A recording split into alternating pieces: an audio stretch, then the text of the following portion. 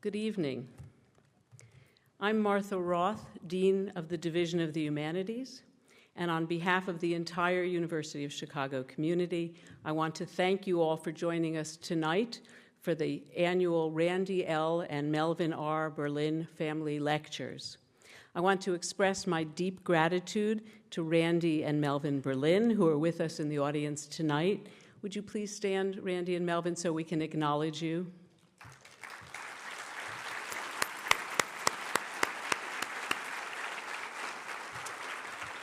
Your generosity and vision make these lectures possible. Thank you from all of us.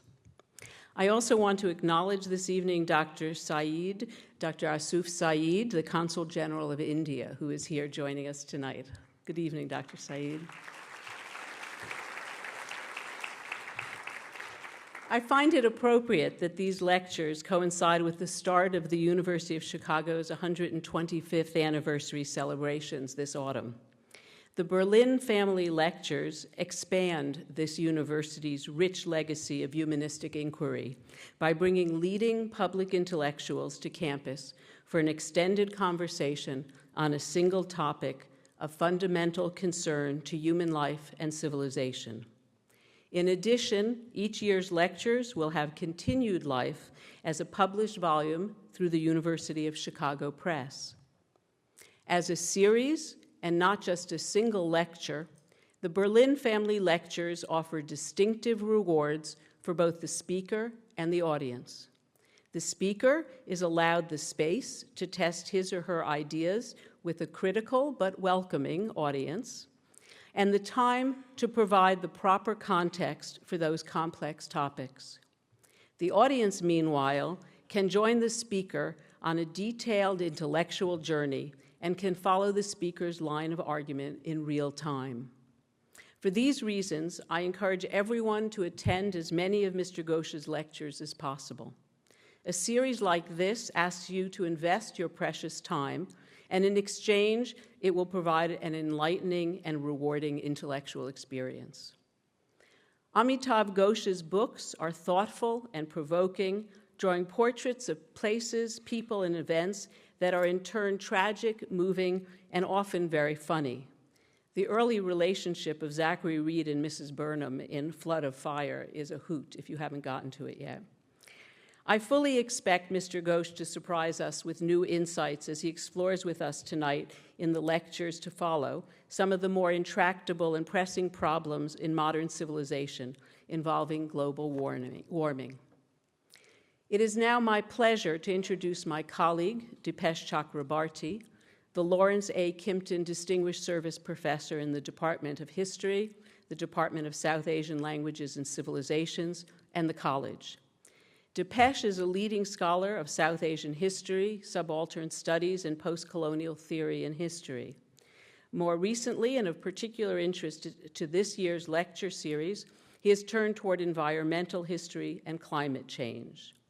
Dipesh is a founding member of Subaltern Studies, founding editor of Post-Colonial Studies, and has also authored several books, most recently, The Calling of History, Sir Judanath Sarkar and His Empire of Truth. Ladies and gentlemen, to introduce Amitav Ghosh, please join me in welcoming my colleague, Dipesh Chakrabarty.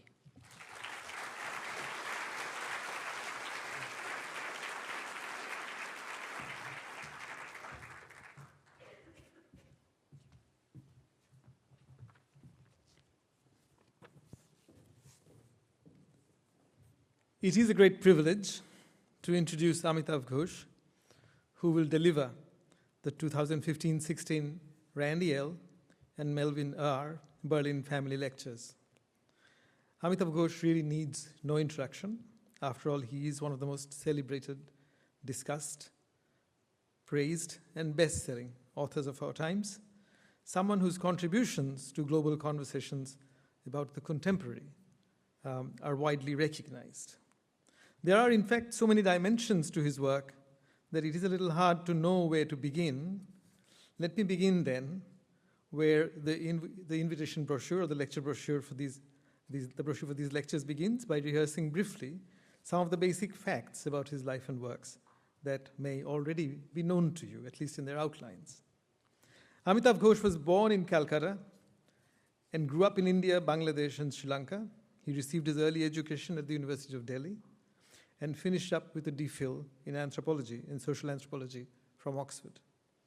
He's the author, among other books and collections of articles, of many titles, and I'll mention some: The Circle of Reason, The Shadow Lines, In an Antique Land, Dancing in Cambodia, The Calcutta Chromosome, The Glass Palace, The Hungry Tide, and the Ibis trilogy, Sea of Poppies, River of Smoke, and this year's just published Flood of Fire. He's won many prestigious awards right from almost the beginning of his writing career. The Circle of Reason was awarded France's Prix Médicis in 1990. The Shadow Lines won 2 prestigious Indian prizes the same year, the Sahitya Academy Award and the Anand Puruskar. The Calcutta Chromosome won the Arthur C. Clarke Award for 1997, and the Glass Palace won the International E-Book Award at the Frankfurt Book Fair in 2001. In January 2005, The Hungry Tide was awarded the Crossword Book Prize, a major Indian award. Sea of Poppies was shortlisted for the 2008 Man Booker Prize and was awarded the Crossword Book Prize and the Indian Plaza Golden Quill Award.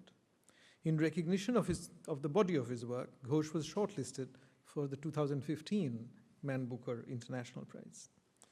Ghosh's writings have been translated into more than 20 languages, and he has served on the jury of the Locarno and the Venice Film Festivals. Ghosh's essays have been published in The New Yorker, The New Republic, The New York Times. His essays have been published by Penguin India and by Houghton Mifflin in the US. There have been many PhDs completed and books published on Ghosh's oeuvre. I just found out yesterday that a friend's daughter is doing one at the moment at the University of Delhi in the English department on Amitav Ghosh. In January 2007, he was awarded the Padma Shri, one of India's highest honors, by the President of India. In 2010, Ghosh was awarded honorary doctorates by Queen's College, New York, and the Sorbonne, Paris. Along with Margaret Atwood, he was also a joint winner of the Dan David Award in 2010. In 2011, he was awarded the International Grand Prix of the Rue Metropolis Festival in Montreal. So that's what you'd find Googling him, and that's what you'd find in the brochure. But I needed to say that just to give a background to Amitav. So let me now turn to some of the themes highlighted in the very name that he has given to this series of lectures: the great derangement, fiction, history, politics in the age of global warming. This is absolutely fitting with the tradition and spirit of Ghosh's intellectual and creative journey. Given their use of history and anthropology, and given his abiding concern with the role, the legacies of modern European empires in constituting the contemporary world, Ghosh's novels have often provoked some really large questions, not only about how the modern world came to be, but also about the relationship at a theoretical or methodological level between history, politics, and fiction. Clearly, the theme of global warming now provides him with a context for renewing those discussions. Reputed historians have sometimes remarked in print that Ghosh does history better than historians do, though Ghosh himself has, when asked this question, sometimes claimed distance from the historian's practices. However, my colleagues' attempt to claim Ghosh for the discipline of history is fully understandable. As a historian, I've myself often felt humbled by Ghosh's capacity to people the past and to pull together figures from very diverse contexts into the fold of its narrative without ever losing his eye for the details of what Etienne Balibar, in a different context, has called anthropological difference. For long, for instance, just to give you an example, I have known of the existence in our own library, just a few steps away from my office, of the 6-volume 1895 Royal Commission report on opium in India. In fact, I once even encouraged one of our master's students to write a thesis using those volumes. And I've read scholarly writings based on those and other material on the Opium War, but whoever knew before Ghosh showed us how to, that out of such dry as dust colonial records, an 1812 dictionary of Lascari language, for instance, that Ghosh was the first to discover at Harvard and then in London, a fabulous and fascinating yarn could be woven that displayed on scales large and small the human passions, cruelties, ironies, and the small and vast tragedies of the cosmopolitan world that the British imperial investment in opium, an addictive substance, brought into being. The vision and the imagination of a trilogy of novels, and I mean the Ibis trilogy, that has mesmerized readers since 2008, that is able to put together on the same canvas lives from the slaveholding history of Maryland, the old port city of Canton, and from the countryside of North India near Benares, is breathtaking, to say the least. So that Ghosh does history often more interestingly than historians is not in question. But more important, I think, is the point that it is a mark of the quality of his accomplishment that the perennial question regarding the relationship between history and fiction is constantly raised and renewed around his work and by his work. The question is as old as perhaps academic history itself, going back to Ranke's admiration for, and yet his rejection professionally, of the example set by Sir Walter Scott's historical novels. But even Ranke's choice did not settle the issue once and for all, for the issue keeps haunting the discipline, as may be seen in Simon Sharma's or Greg Denning's experimental history writing towards the end of the last century, or in the more recent debate between the Australian novelist Kate Grenville and the distinguished historian of Latin America and colonial Australia, Professor Inga Clendenin. Finally, a word on global warming and its anticipation as I see it in Ghosh's work. I was not surprised when I heard that he was getting interested in global warming.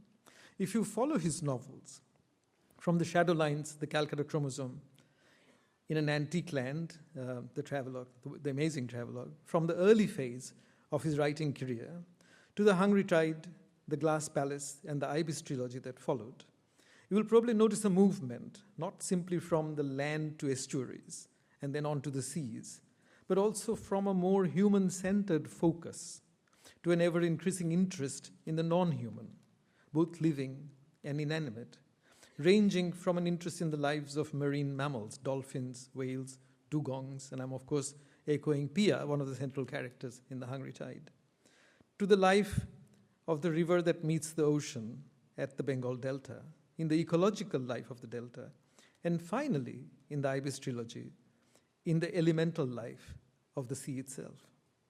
This has been a grand journey, from land to water, traveling in reverse, as it were, the history of life on this planet. An interest in global warming comes naturally if you're interested in the seas. So like all of you, I await with eager anticipation what Ghosh has to say on this subject that, as he says, now defines our age. Ladies and gentlemen, I give you Amitav Ghosh.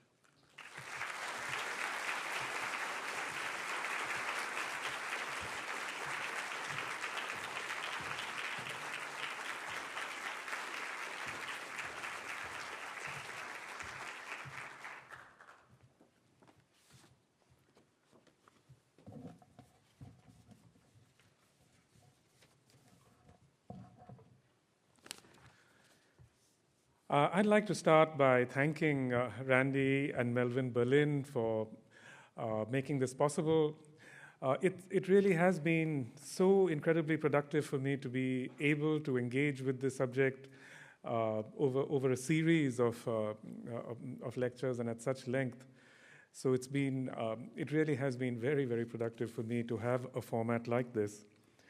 I'd also like to thank David Nirenberg, Dean of Social Sciences, Professor Martha Roth, Alan Thomas, and Carl Nash, and everyone else who's made it possible for me to be here today. And thanks especially to Dipesh for that wonderful introduction. The bit that you left out of it is that we have had a very productive engagement for many, many years, going back to a correspondence that we had about Dipesh's book, Provincializing Europe, and his ideas have been very important for me, as you will presently discover. Who can forget those moments when something that appears to be inanimate turns out to be vitally, even dangerously alive? As, for example, when an arabesque in the pattern of a carpet is revealed to be a dog's tail, which, if stepped upon, could lead to a nipped ankle. Or when we reach for an innocent-looking vine and find it to be a worm or a snake. When a harmlessly drifting log turns out to be a crocodile. It was a shock of this kind, I imagine, that the makers of The Empire Strikes Back had in mind when they conceived of the scene in which Han Solo lands the Millennium Falcon on what he takes to be an asteroid, only to discover that he has entered the gullet of a sleeping space monster. But to recall that memorable scene now, 35 years after the making of the film, is to recognize the conditions of its impossibility. For if ever there were a Han Solo in the near or distant future, his assumptions about interplanetary objects are certain to be very different from those that prevailed in California in 1980. The humans of the future will surely understand, knowing what they presumably will know about the history of their forebears on Earth, that only in one very brief era, lasting less than 3 centuries, did a significant number of their kind hold the belief that planets are inert. When I was a child, my father took me once to the site of our ancestral village in what is now Bangladesh. On arriving there, I found myself staring not at a human settlement, but at one of the mightiest waterways in this land of miles-wide rivers. My father wanted me, I think, to recognize the non-human arbiter of our family's destiny. The story, as my father told it, was this. One day in the mid-1850s, this river had suddenly changed course, drowning the village. Only a few of the inhabitants had managed to escape to higher ground. It was this elemental act of erasure that had untethered my ancestors from their homeland, launching them on the series of journeys that preceded and made possible my own travels. Now, when I look into my family's past, the river is among those who meet my eyes, staring back as if to ask, "Do you recognize me?" Recognition, Aristotle tells us, marks a passage from ignorance to knowledge. To recognize, then, is not the same as an initial introduction, nor does recognition require an exchange of words. More often than not, we recognize mutely. And to recognize is by no means to understand that which meets the eye. Comprehension need play no part in a moment of recognition. The most important element of the word recognition thus lies in its first syllable, which harks back to something prior, an already existing awareness that makes possible the passage from ignorance to knowledge. The moment of recognition is when that prior awareness flashes before us, effecting an instant change in our understanding of that which is beheld. Yet this flash cannot appear spontaneously. It cannot disclose itself except in the presence of its lost other. Here then is the paradox of recognition. It is not a discovery, but a renewed reckoning with something within oneself. This, I imagine, was what my forebears experienced on that day when the river rose up to claim their village. They awoke to a recognition of a presence that had molded their lives to the point where they had come to take it as much for granted as the air they breathed. It was in this way that I too became aware of the urgent proximity of non-human presences through multiple instances of recognition that were forced upon me by my surroundings. I happened then to be writing about the Sunderbans, the great mangrove forest of the Bengal Delta, where the flow of water and silt is such that geological processes that usually unfold in deep time appear to occur at a speed when they can be followed from week to week and month to month. Most of these processes are, of course, cyclical, but even back then, in the first years of the 21st century, portents of change of a different kind could also be seen in receding shorelines and a steady encroachment of salt water on lands that had previously been cultivated. This is a landscape so dynamic that its very changeability leads to innumerable moments of recognition. Yet I would not be able to speak of these encounters as instances of recognition if some prior awareness of what I was witnessing had not already been implanted in me, perhaps by childhood experiences like that of going to look for my ancestral village. But when it came to translating these perceptions into the medium of my imaginative life, into fiction that is, I found myself confronting challenges of a wholly different order from those that I had dealt with in my earlier work. Back then, those challenges seemed to be particular to the book I was then writing, The Hungry Tide. But now, many years later, at a moment when the accelerating impacts of global warming have begun to threaten the very existence of low-lying areas like the Sunderbans, it seems to me that those problems have far wider implications. I've come to recognize that the challenges that climate change poses for the contemporary writer, although specific in some respects, are also products of something broader and older, that they derive ultimately from the grid of literary forms and conventions that came to shape the narrative imagination in precisely that period when the accumulation of carbon in the atmosphere was rewriting the destiny of the Earth.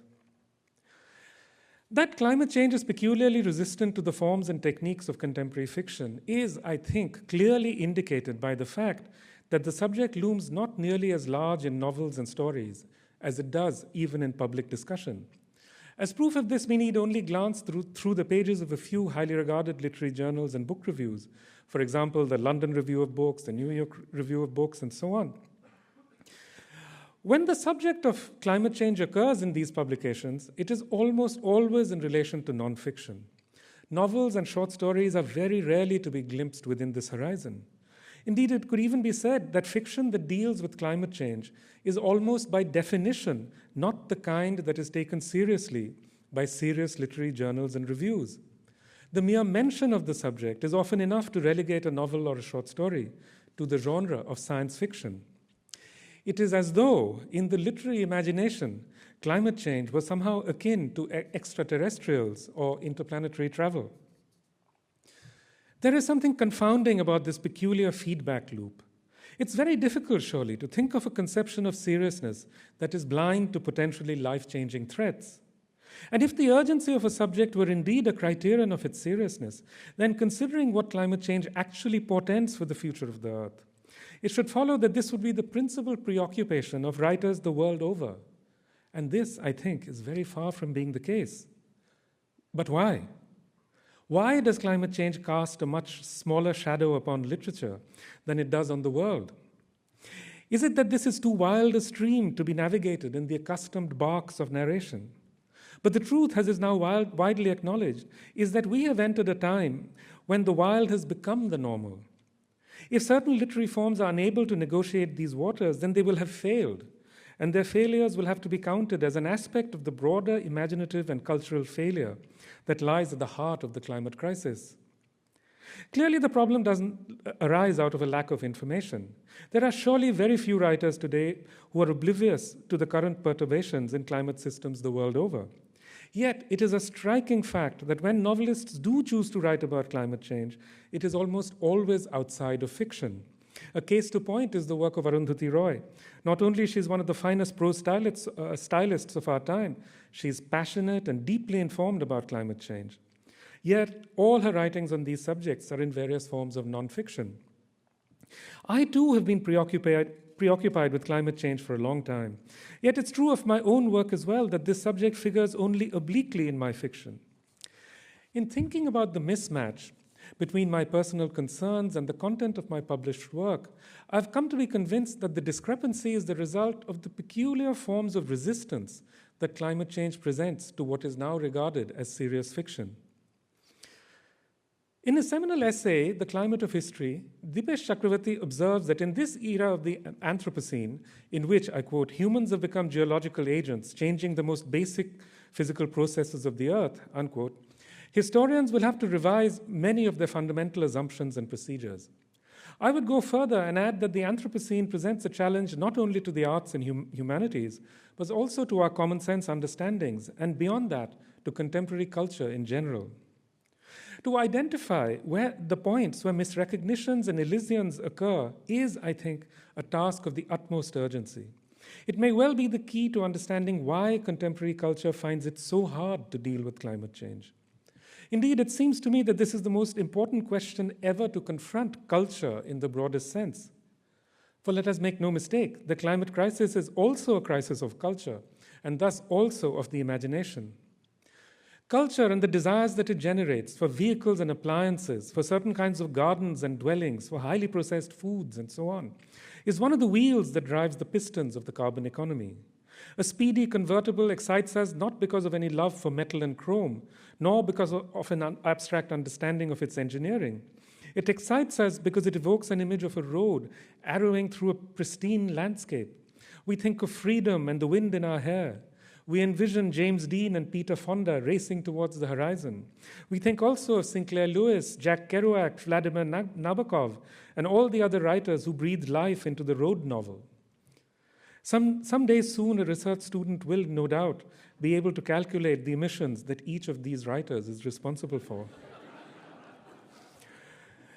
When we see an advertisement that links a picture of a tropical island to the word paradise, the longings that are kindled in us have a chain of transmission that stretches back to Daniel Defoe and Jean-Jacques Rousseau.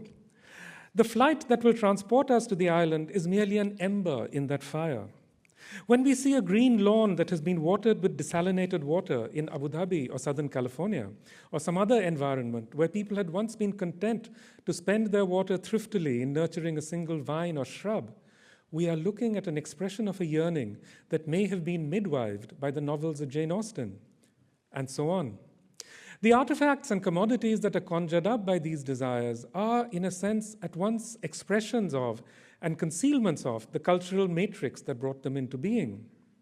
This culture is, of course, intimately linked with the wider histories of imperialism and capitalism that have shaped the world.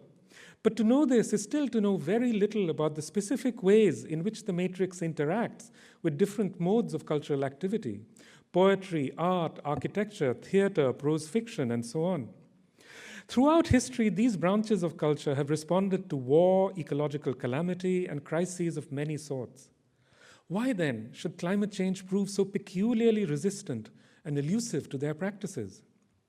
From this perspective, the question that confronts writers and artists today are not just those of the politics of the carbon economy. Many of them pertain also to the specifics of our practices and their possible complicity in the concealments of the broader cultural matrix. For instance, if contemporary trends in architecture, even in this period of accelerating carbon emissions, leads to grand, gleaming towers, do we not have to ask, what are the patterns of desire that are fed by these gestures? If we as novelists choose to use brand names as elements in the depiction of character, do we not need to question ourselves about the degree to which this makes us complicit in the manipulations of the marketplace? In the same spirit, I think it also needs to be asked, what is it about climate change that the mention of it should lead to banishment from the preserves of serious fiction? And what does this tell us about culture writ large and its patterns of resistance to this subject? In a substantially altered world, when sea level rise has swallowed the Sunderbans and made cities like Kolkata, New York, and Bangkok uninhabitable, when readers and museum goers turn to the art and literature of our time, if indeed they do, will they not look first and most urgently for traces and portents of the altered world of their inheritance? And when they fail to find them, what should they? What can they do other than to conclude that ours was a time when most forms of art and literature were drawn into the modes of concealment that prevented people from recognizing the realities of their plight? Quite possibly then, this era, which so congratulates itself on its self-awareness, will come to be known as the time of the Great Derangement. On the afternoon of March 17th, 1978, the weather took an odd turn in North Delhi. Mid-March is usually a nice time of year in that part of India. The chill of winter is gone and the blazing heat of summer is yet to come. But that day, dark clouds appeared suddenly and there were squalls of rain.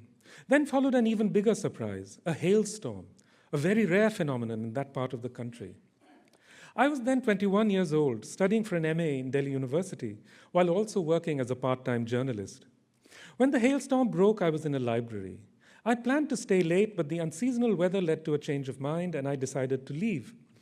I was on my way back to my room when, for no particular reason, I decided to make a short detour to visit a friend. But the weather had worsened by the time I got there, so I cut short the visit and headed straight back by a route that I rarely had occasion to take. I had just passed a busy intersection called Morris Nagar when I heard a rumbling sound somewhere above. Glancing over my shoulder, I saw a gray, tube-like extrusion forming on the underside of a dark cloud. It grew rapidly as I watched, and then all of a sudden, it turned and came whiplashing down to earth, heading in my direction. Across the street lay a large administrative building. I sprinted over and headed towards what seemed to be an entrance. But the glass-fronted doors were shut, and a small crowd stood huddled outside in the shelter of an overhang. There was no room for me there, so I ran around to the front of the building. Spotting a small balcony, I jumped over the parapet and crouched on the floor. The noise quickly rose to a frenzied pitch, and the wind began to tug fiercely at my clothes. Stealing a glance over the parapet, I saw to my astonishment that my surroundings had been darkened by a churning cloud of dust. In the dim glow that was shining down from above, I saw an extraordinary panoply of objects flying past. Bicycles, scooters, lampposts, sheets of corrugated iron, even entire tea stalls. In that instant, gravity itself seemed to have been transformed into a wheel that was spinning upon the fingertip of some unknown power. I buried my head in my arms and lay still. Moments later, the noise died down and was replaced by a strange silence. Picking myself off the floor, I climbed out of the balcony, only to be met by a scene of devastation such as I had never before beheld. Buses lay overturned, scooters sat perched on treetops, walls had been ripped out of buildings, exposing interiors in which ceiling fans had been twisted into tulip-like spirals. The place where I had first thought to take shelter, the glass-fronted doorway, was in a shambles. The panes had shattered and many people had been wounded by the shards. I realized that I too would have been among the injured had I remained there. I walked away in a daze. Long afterwards, I'm not sure exactly when or where, I hunted down the Times of India's New Delhi edition of March 18th. I still have the Xeroxes I made of it, and I'd like to show you one. 30 dead, says the banner headline. 700 hurt as cyclone hits North Delhi. The vocabulary of the report is evidence of how unprecedented this disaster was. So unfamiliar was this phenomenon that the papers literally did not know what to call it. At a loss for words, they resorted to cyclone and funnel-shaped whirlwind. This was the first tornado to hit Delhi, and indeed the entire region, in recorded meteorological history. And somehow I, who almost never took that road, who rarely visited that part of the university, had found myself in its path. Only much later did I realize that the tornado's eye had passed directly over me. It seemed to me that there was something eerily apt about that metaphor. What had happened at that moment was strangely like a species of visual contact, of beholding and being beheld. And in that instant of contact, something was planted deep in my mind, something irreducibly mysterious, something quite apart from the danger that I had been in and the destruction that I had witnessed. Something that was not a property of the thing itself, but of the manner in which it had intersected with my life. As is often the case with people who are waylaid by unpredictable events, for years afterwards, I found myself wondering about the chain of events that had led to my encounter with the tornado. Why had I walked down a road that I almost never took just before it was struck by a phenomenon that was without historical precedent? To think of it in terms of chance and coincidence seemed only to impoverish the experience. It was like trying to understand a poem by counting the words. I found myself reaching instead for the opposite end of the spectrum of meaning, for the extraordinary, the inexplicable, the confounding. Yet these two did not do justice to my memory of the event. Novelists inevitably mind their own experience when they write. Unusual events being necessarily limited in number, it is but natural that these should be excavated over and again in the hope of discovering a yet undiscovered vein. No less than any other writer have I dug into my own past while writing fiction. Yet, oddly enough, no tornado has ever figured in my novels. And strangely, that is not due to any lack of effort on my part. Indeed, the reason why I still possess those cuttings from the Times of India is because I've returned to them often over the years, hoping to put them to good use while writing a novel, but only to meet with failure at every attempt. On the face of it, there is no reason why such an event should be difficult to translate into fiction. After all, many novels are filled with all manner of strange happenings.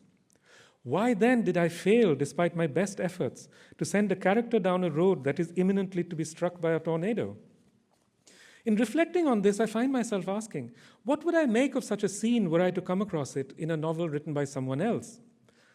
The answer, I suspect, is that my reaction would be one of incredulity.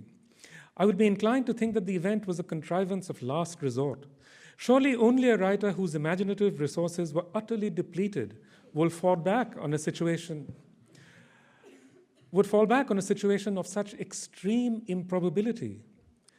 Improbability is the key word here, so we have to ask, what does the word mean?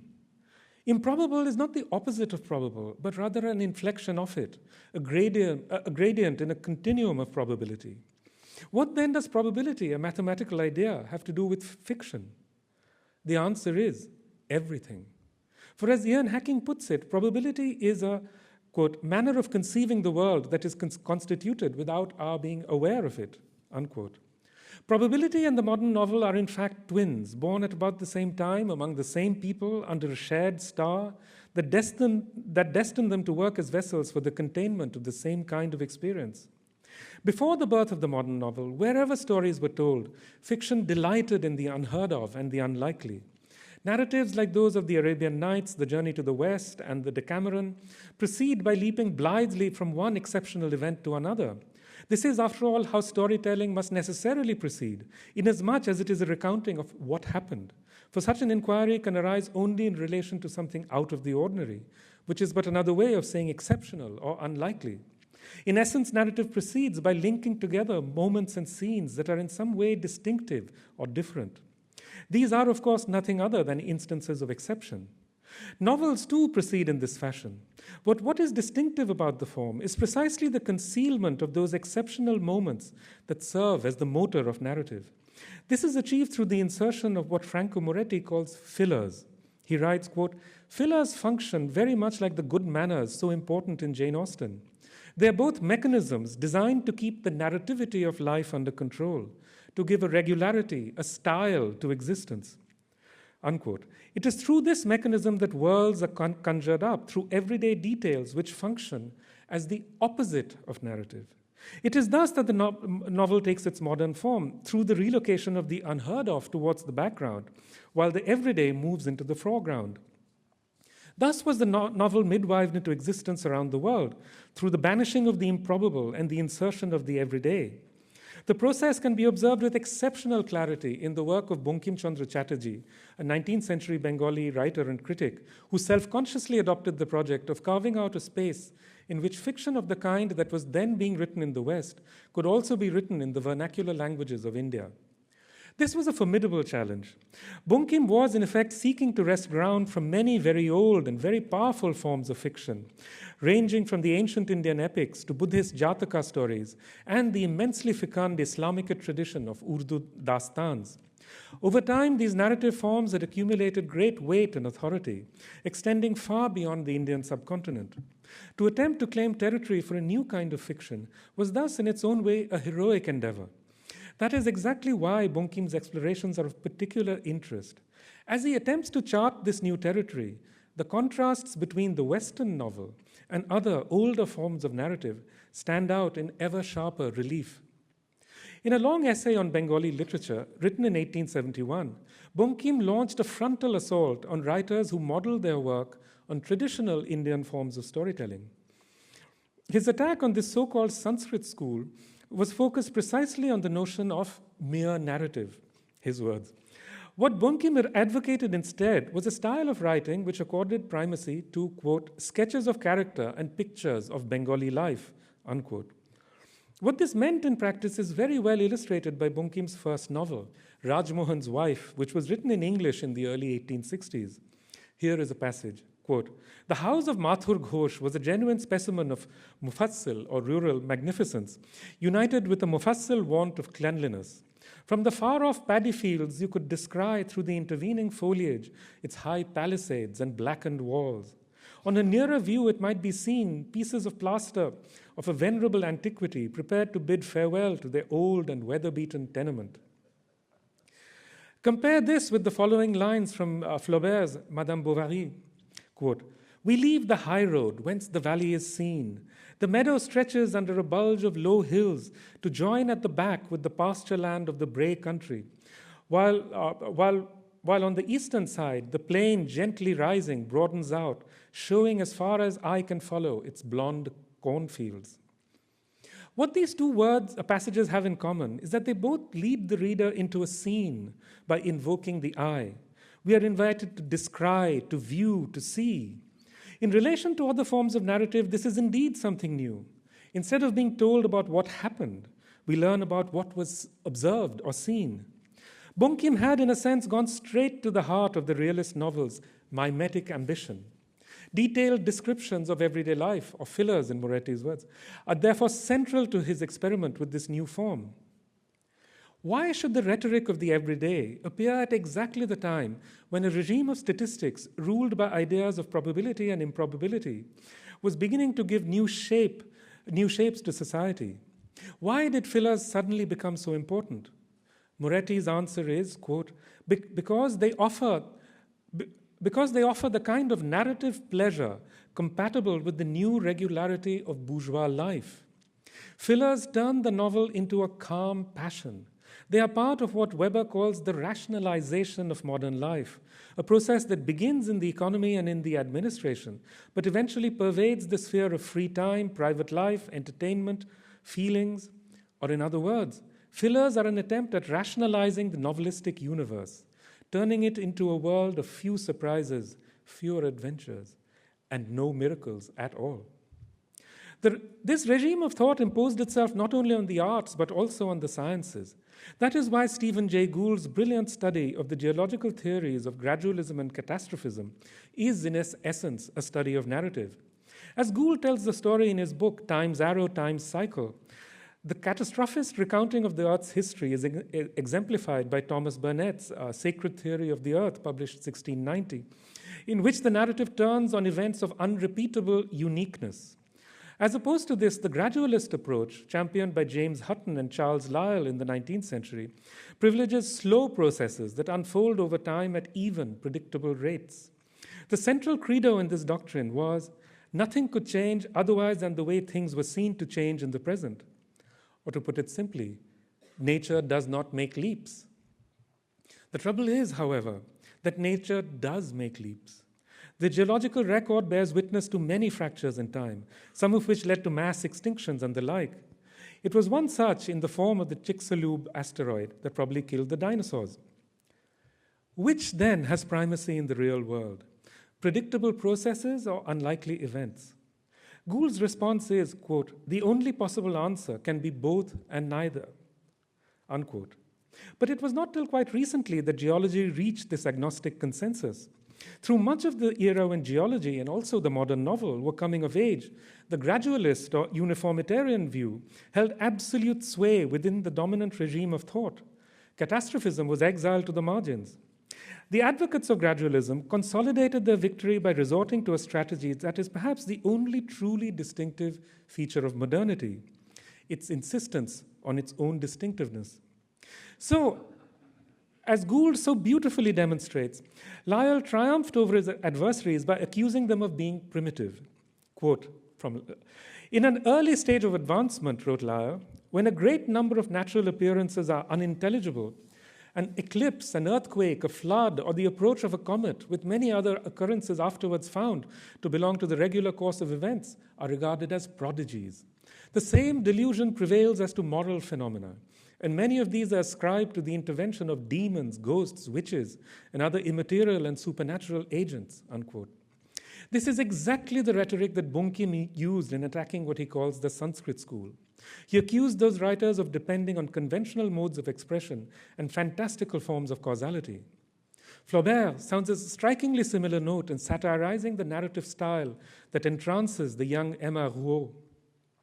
In the novels that were smuggled into her convent, it was all, quote, all love, lovers, sweethearts, persecuted ladies fainting in lonely pavilions, postilions killed at every stage, horses ridden to death on every page, somber forests, heartaches, vows, sobs, tears and kisses, little skiffs by moonlight, nightingales and shady groves, unquote. All of this is unutterably distant from the orderly bourgeois world that Emma Bovary is consigned to. They are the stuff of the, quote, dithyrambic lands that she longs to inhabit. In a striking summation of her tastes in narrative, she declares, I adore stories that rush breathlessly along, that frighten one. I detest commonplace heroes and moderate sentiments, such as there are in nature. A view of nature as moderate and orderly was thus as essential to the novel as it was to the science of geology. This was what made them modern. Bunkim even goes out of his way to berate his contemporary, the poet Michael Madhusudhan Dutta, for his immoderate portrayals of nature. The victory of gradualist views of nature was won precisely by characterizing catastrophism as unmodern. In geology, the triumph of gradualist thinking was so complete that Alfred Wegener's theory of continental drift, which posited upheavals of sudden and unimaginable violence, was for decades discounted and derided. In other words, gradualism became a set of blinders that eventually had to be put aside in favor of a view that recognizes, quote, the twin requirements of uniqueness to mark moments of time as distinctive and lawfulness to establish a basis of intelligibility. Distinctive moments are no less important to modern novels than they are to any other form of narrative, whether geological or historical. It could not be otherwise, of course. If novels were not built upon a scaffolding of exceptional moments, then the writers would be faced with the Borgesian task of creating maps that reproduce the world in its entirety. But the modern novel, unlike geology, has never been forced to confront the centrality of the improbable and the accidental. The concealment of its scaffolding of events continues to be essential to its functioning. It is that which makes a certain kind of narrative a recognizably modern novel. Here, then, is the irony of the realist novel. The very gestures with which it conjures up reality are actually a concealment of the real. What this means in practice is that the calculus of probability that is deployed within the imaginary world of a novel is not the same as that which obtains outside it. An event that is only slightly improbable in real life, say an unexpected encounter with a long-lost childhood friend, may, within the pages of a novel, seem wildly unlikely. The writer will have to work hard to make it appear persuasive. If that is true of a small fluke of chance, consider how much harder a writer would have to work to set up a scene that is wildly improbable even in real life. For example, a scene in which a character is walking down a road at the precise moment when it is hit by an unheard-of weather phenomenon. To introduce such happenings into a novel is, in fact, to court eviction from the mansion in which serious fiction has long been in residence. It is to risk banishment to the humbler dwellings that surround the manor house, those generic outhouses that were once known by names such as the Gothic, the Romance, or the melodrama, and have now come to be called fantasy, horror, and science fiction. So far as I know, climate change was not a factor in the tornado that struck Delhi in 1978. The feature of extreme improbability is the one thing it has in common with the freakish weather events of today's changing atmosphere. Yet, it appears that we are now in a period that will be defined precisely by events that appear, by our current standards of normalcy, highly improbable. Flash floods, 100-year storms, unprecedented droughts, sudden landslides, and yes, freakish tornadoes. The superstorm that struck New York in 2012, Hurricane Sandy, was one such highly improbable phenomenon. The word unprecedented has perhaps never figured so often in the description of a weather event. Indeed, Sandy was an event of such a high degree of improbability that it confounded statistical weather prediction models. Yet dynamic models, based on the laws of physics, were able to accurately predict its trajectory as well as its impacts. In New York, as Adam Koebel notes in his excellent book on Hurricane Sandy, it was generally believed, quote, that losing one's life to a hurricane is something that happens in faraway places, unquote. But in the era of global warming, nothing is really far away. There is no place where the orderly expectations of bourgeois life hold unchallenged sway. It is as though the earth had become a literary critic and were laughing at Flaubert, Bonkim, and their like, mocking their mockery of the prodigious happenings that occur so often in romances and epic poems. This, then, is the first of the many ways in which the age of global warming defies both literary fiction and contemporary common sense. The weather events of this time have a very high degree of improbability. Indeed, it has even been proposed that this era should be named the catastrophozoic. Others prefer the more temperate phrase, the long emergency. But it is certain in any case that these are not ordinary times. The events that mark them will not be easily accommodated in the deliberately prosaic world of serious prose fiction. Poetry, on the other hand, has long had an intimate relationship with climatic events. As Jeffrey Parker points out, Milton began to compose Paradise Lost during a winter of extreme cold and, quote, unpredictable and unforgiving changes in the climate as central to his story. Milton's fictional world, like the real one in which he lived, was a universe of death at the mercy of extremes of heat and cold, unquote. Such a universe is not hospitable to the literary novel. I'm, of course, painting with a very broad brush. The novel's infancy is long past, and the form has changed in many ways over the last 2 centuries. Yet, to a quite remarkable degree, the literary novel has also remained true to the destiny that was charted for it at birth. Consider that the literary movements of the 20th century were almost unanimously disdainful of plot and narrative, that an ever greater emphasis was laid on style and observation, whether it be of everyday details, traits of character, or nuances of emotion, which is why teachers of creative writing now exhort their students to show, don't tell.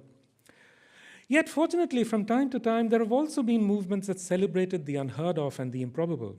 Surrealism, for instance. And most significantly, magical realism, which is replete with events that have no relation to the calculus of probability. There is, however, an important difference between the weather events that we are now experiencing and those that occur in surrealist and magical realist novels. Improbable though our events might be, they are neither surreal nor magical. To the contrary, these highly improbable events are overwhelmingly, urgently, astoundingly real. The ethical difficulties that might arise in treating them as magical or metaphorical or allegorical are obvious, perhaps. But there is another reason why, from the writer's point of view, it would serve no purpose to approach them in that way. Because to treat them as magical or surreal would be to rob them of precisely the quality that makes them so urgently compelling, which is that they're actually happening on this earth at this time. Now, I'm going to show you some more slides.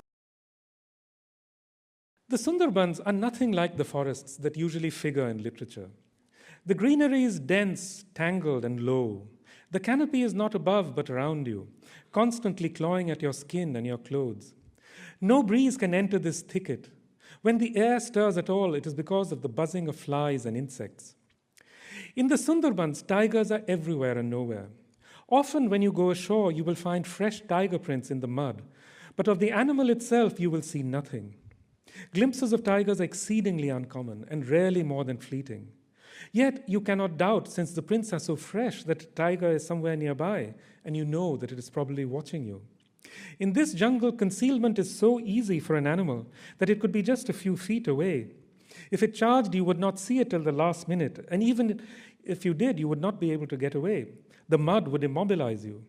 Scattered through the forest are red rags fluttering on branches. These mark the sites where people have been killed by tigers. In some villages, every household has lost a member to a tiger. Everyone has a story. In the telling of these stories, a great deal hinges on the eyes. Seeing is one of their central themes, not seeing is another. The tiger is watching you. You are aware of its gaze, as you always are, but you do not see it. You do not lock eyes with it until it launches its charge. And at that moment, the shock courses through you, and you're immobilized, frozen. Many stories of encounters with tigers hinge upon a moment of mutual recognition. To look into the tiger's eyes is to recognize a presence of which you have a prior awareness. And in that moment of contact, you realize that this presence possesses a similar awareness of you, even though it is not human. This exchange of gazes is the only communication that is possible between you and this presence. But communication, it undoubtedly is. But what is it that you're communicating with at this moment of extreme danger, when your mind is in a state unlike any you've ever known before? An analogy that is sometimes offered is that of seeing a ghost, something that can happen only as a negation in a state of disbelief. Because if you believed it to be possible, then it would be without significance. In the tiger stories of the Sunderbans, as in my experience of the tornado, there is, as I noted earlier, an irreducible element of mystery. But what I'm trying to suggest is perhaps better expressed by a different word, one that recurs frequently in translations of Heidegger. That word is uncanny, and it is indeed with uncanny accuracy that my experience of the tornado is evoked in the following passage from Heidegger's essay, What is Metaphysics? In dread, we say something is uncanny. What is the it, and who feels it? We cannot say what brings on that strange feeling. It is just that way for someone. It is the receding of the meaning-given context that presses in on us and oppresses us. Without the meaning-giving context, there is no hold on things, unquote. It is surely no coincidence that the word uncanny has begun to be used with ever greater frequency in relation to climate change. Writing of the freakish events and objects of our era, Timothy Morton asks, quote, "Isn't it the case that the effect delivered to us in the unaccustomed rain, the weird cyclone, the oil slick is something uncanny?" Unquote. George Marshall writes, "Climate change is inherently uncanny. Weather conditions and the high-carbon lifestyles that are changing them are extremely familiar and yet have now been given a new menace and uncertainty." No other word comes so close to expressing the strangeness of what is unfolding around us. For these changes are not merely strange in the sense of being unknown or alien. Their uncanniness lies precisely in the fact that in these encounters, we recognize things that we had turned away from. That is to say, the presence and proximity of non-human interlocutors. Yet now our gaze seems to be turning again. The uncanny and improbable events that are beating at our doors seem to have stirred a sense of recognition, an awareness that humans were never alone, that we have always been surrounded by beings of all sorts who share elements of that which we had thought to be most distinctively our own, the capacities of will, thought, and consciousness. How else do we account for the interest in the non-human that has been burgeoning within the academy over the last decade, over a range of disciplines? How else do we account for the renewed attention to panpsychism and the metaphysics of Alfred North Whitehead, and for the rise to prominence of object-oriented ontology, actor network theory, the new animism, and so on? Can the timing of this renewed recognition be mere coincidence, or is the synchronicity an indication that there are entities in the world, like forests, that have the power to insert themselves into our processes of thought? And if that was so, could it not also be said that the earth has itself intervened to bring about a revision of those habits of thought that are based on the Cartesian dualism that arrogates all intelligence and agency to the human, while denying them to every other kind of being? This possibility is not by any means the most important of the many ways in which climate change challenges and refutes Enlightenment ideas. It is, however, certainly the most uncanny. For what it suggests is that non-human forces are perfectly capable of intervening in human thought. And to be alerted to such interventions is also suddenly to become uncannily aware that conversations amongst ourselves have always had other participants. It's like finding out that one's telephone has been tapped for years, or that neighbors have been eavesdropping on family discussions. But in a way, it's worse still, for it would seem that those unseen presences actually played a part in shaping our discussions without our being aware of it. And if these are real possibilities, can we help but suspect that all the time that we imagined ourselves to be thinking about apparently inanimate objects, we were ourselves being taught by other entities? It is almost as if the mind-altering planet that Stephen Lem imagined in Solaris were our own familiar Earth. What could be more uncanny than this? These possibilities have many implications for the subject that primarily concerns me here, literary fiction. I will touch on some of these later, but for now I want to attend only to the aspect of the uncanny. On the face of it, the novel as a form would seem to be a natural home for the uncanny. After all, have not some of the greatest novelists written uncanny tales? The ghost stories of Charles Dickens, Henry James, and Rabindranath Tagore come immediately to mind. But the environmental uncanny is not the same as the uncanniness of the supernatural.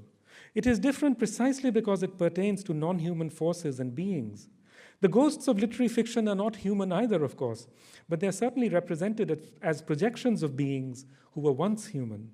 But animals like the Sunderbans tiger and the freakish weather events like the Delhi tornado have no human reference at all. And in events triggered by climate change, there is an additional element of the uncanny, one that did not figure in my experience of the Delhi tornado. This is that the freakish weather events of today, despite their radically non-human nature, are nonetheless animated by cumulative human actions. In that sense, the events set in motion by global warming have a more intimate connection with humans than did the climatic phenomena of the past. This is because we have all contributed in some measure, great or small, to their making. They are the mysterious work of our own hands returning to haunt us in unthinkable shapes and forms. All of this makes climate change events peculiarly resistant to the customary frames that literature has applied to nature. They are too powerful, too grotesque, too dangerous, and too accusatory to be written about in a lyrical or elegiac or romantic vein. Indeed, in that these events are not entirely of nature, whatever that might be, they confound the very idea of nature writing or ecological writing. More than a quarter century has passed since Bill McKibben wrote, quote, "We live in a post-natural world." The events of this world are no longer natural phenomena. They're instances, rather, of the uncanny intimacy of our emergent relationship with the non-human. That the Anthropocene represents a conceptual rupture has been recognized by many. Clive Hamilton has argued recently that it has brought about a paradigm shift, whereby ecological thinking has been displaced by Earth systems thinking. He ascribes the break to the appearance of a new object of inquiry, an Earth in which everything is interlinked. In some ways, pre-modern conceptions of the relationship between the human and the non-human are better attuned to this changed object than those of modernity. That is why James Lovelock had to go back to Greek antiquity to find a word for it, Gaia. The very processes that allowed us to recognize Gaia for what it is are those that also killed nature as we had grown accustomed to think of it. It follows then that certain literary modes and forms that were geared to that now vanished entity, nature, are now dead as well. Thank you.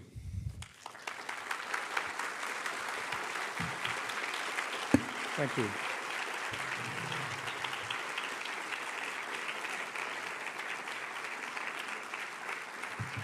Thank you. So we have 10 minutes for Q&A, and there are mics circulating. Two mics, yes.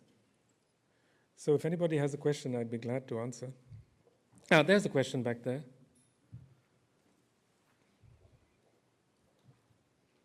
Hi, I'm Liz Moyer. I'm a faculty member in climate science in this university. And I wanted to say that I totally agree with almost everything you've said. There is a huge gulf between science and the humanities that we see in our students as well.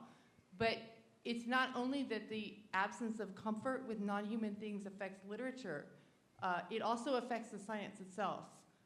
So I wanted to tell you one sort of a comment on what you said and see what you think about this perspective from the science side. So everything that you cited as an example of the uncanny is one of the projections except for a single thing. So most of your examples are storms with more energy, which is a clear zeroth order prediction of climate change. But the one thing you cited that is not actually known is the increased frequency of drought.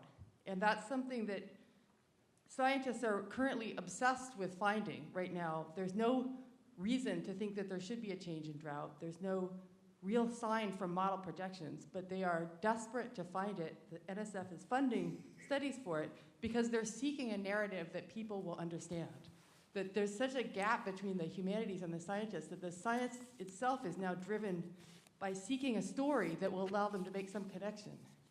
And so somehow the interchange is not only changing or leaving literature in the cold, it's also changing what the way science can see the world, because we look too hard for a story that can resonate with people. That's a very good point. You're right. I mean, as far as I can see, there seems to be some sort of division of opinion there, and you're right that one must be careful about citing these instances. Thank you.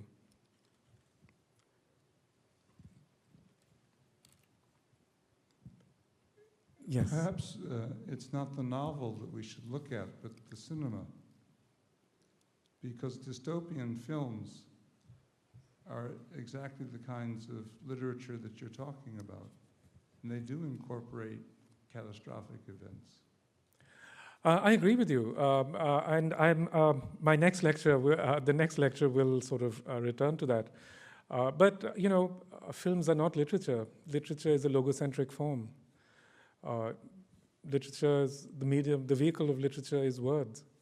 So there again, the question arises, if images can deal with something, what do we say about words? But I'm certainly going to come back to that, and I'm very aware of, it's not just film, it's also television. There's a question here as well.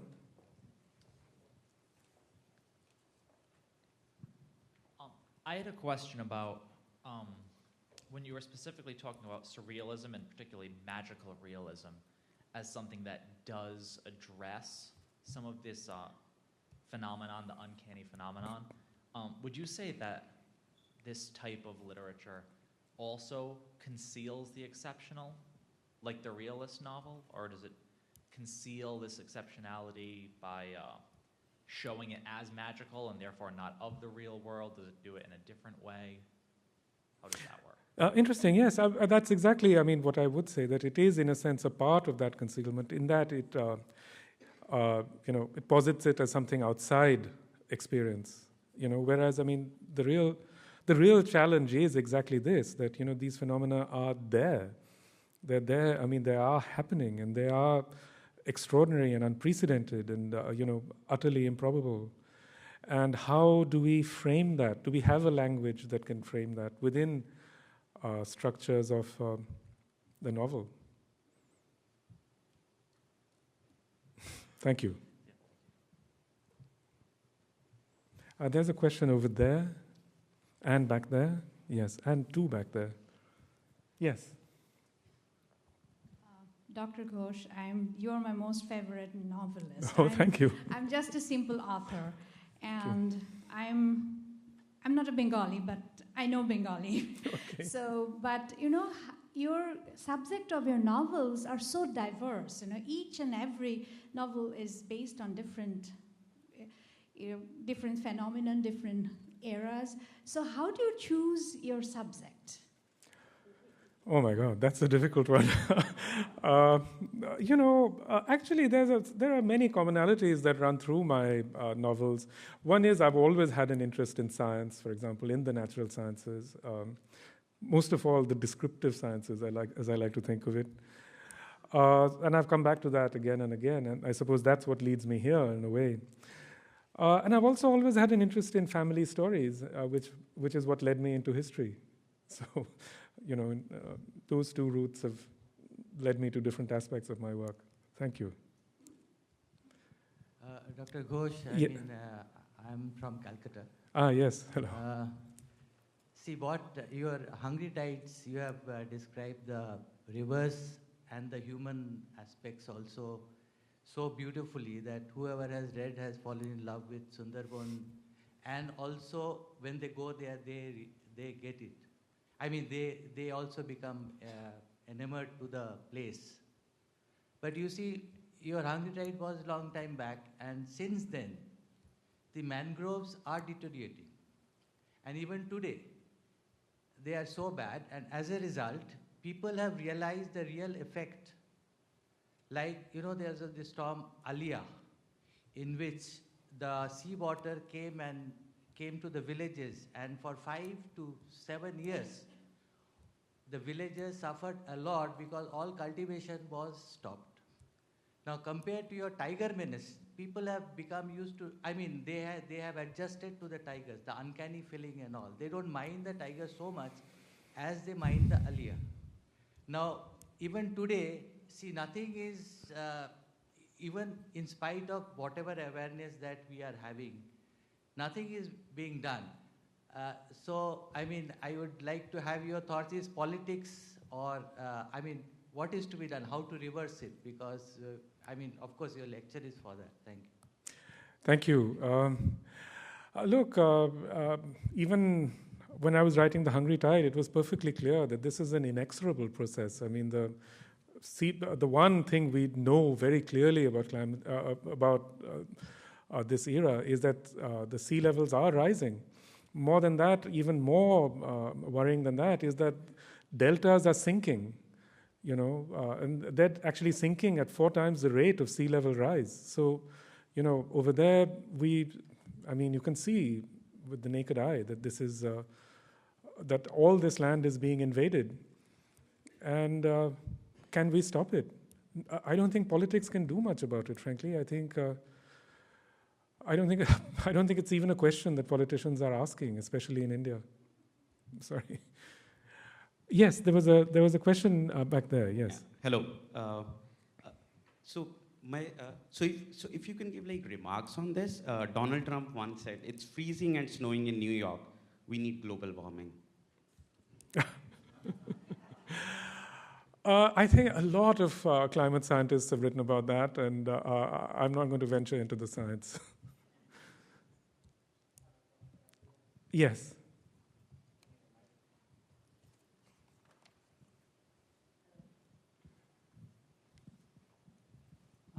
I would just begin by noting that you used the word non-human as you came up against this problem of what is not us. In the sciences, there's an objectification of nature, and we might call that also in the humanities an othering of nature. A category mistake, I think, is what philosophers would call it, is to think that we are not nature. We are nature, the whole, or a part of nature. We are natural phenomena. So there's this kind of a problem that we run up against when we try to figure out exactly who we are. And we are, in my own mind, a kind of consciousness, a natural consciousness within the universe becoming partly conscious of itself in one place. It seems to me that's the only place where one can end up at if one negates the difference between the human, right, and the natural. So it seems to me we have to problematize the whole notion of what the natural is and what our role as being natural phenomena is. I completely agree. I mean, certainly I'm ever more aware of the way in which my intestinal bacteria influence my thinking, you know. So, I mean, we are completely, we are very much a part of nature. The difficulty is in finding a proper language for it. And I suppose one could use the word beings, you know.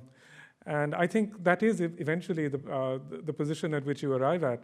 And it's a word that I also use very often. But sometimes it's just rhetorically useful to use this other term.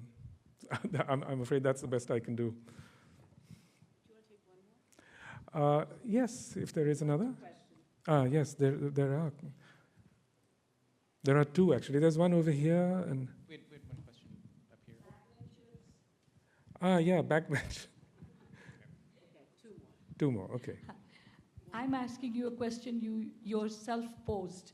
You are very aware that these rare happenings, like Hurricane Sandy or tsunami, or these are very rare occurrences, but they are happening with repeated frequencies.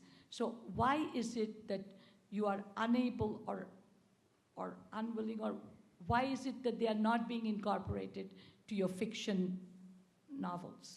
What is it that is preventing you? Is it market forces? Is it some, I don't know, I'm asking you the question which you yourself posed. Well, the answer is quite simple, that if I were to write, if I were to work that tornado into a story, I'd be thought to be writing science fiction, and the New York Times Book Review wouldn't review my book. So there you are. Yes? I think it's somewhat uncanny that the one author that you're linked with in this program, Margaret Atwood, in yesterday's New York Times gave an interview where she said some of the same things as you did, but she actually wrote books like that and was defending herself. Do you have anything to say about her, or you're planning to in the later lectures? Yes, I will actually speak exactly about Margaret and her conception of science fiction. You know, I'm a great admirer of her work and so on, but you know, whether climate change is the realm of science fiction is, to me, a debatable question, and so we'll come, you know. Well, that's a teaser for the coming lectures. Would you all please join me in thanking Amitav Ghosh? Thank you. Thank you. Thank you. Thank you. Thank you.